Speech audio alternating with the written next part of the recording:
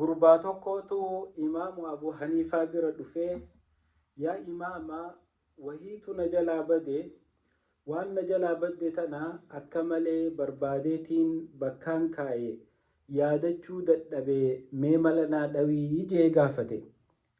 Sanii imaamu Abu Haniifaanis waan si jalaa badde yoo akkasii mul'attu barbaadde bakka itti irraanfatte san yaadachuu yoo barbaadde deemiti salaata salaatii jeen.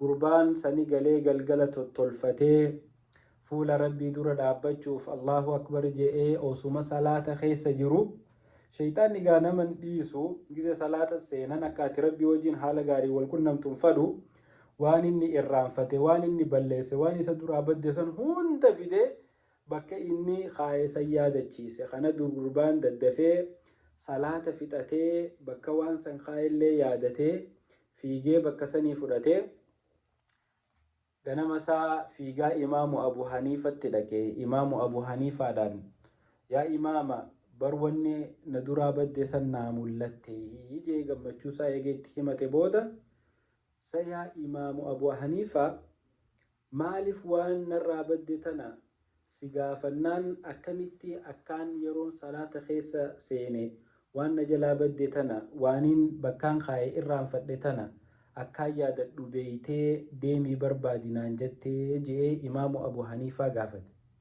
Sanii imaamu Abu Haniifaan yeroo ati fuula rabbii dura dhaabbattu shayxaanni akka ati rabbii wajjin qulqullummatti wal qunnamtuun fadhu si heewasa waan si jalaa baddee fi waan ati dhabde hunda si dura fidee waan adda addaa taati irraanfatte hunda si dura fidee si yaadachiisa.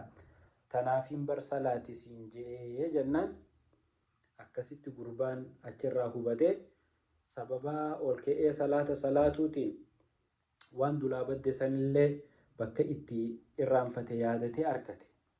Nuti hoo mee ifaa gaafannu salaanni keenya yeroo rabbi dura dhaabbannu dhugumaan qalbiin teenya rabbii wajji wal qunnamu jirti moo dhugaan dhaabbannee jiruu teenya toltee fi tabadde hunda yaadannamoo dhugumaan salaata kana booda maybii salaata biraatitti deebi'uun dhabu jechaati rabbii keenya wajjin qulqullummaan wal qunnamnee salaan ifaa yaadannu obboleeyyan kiyya.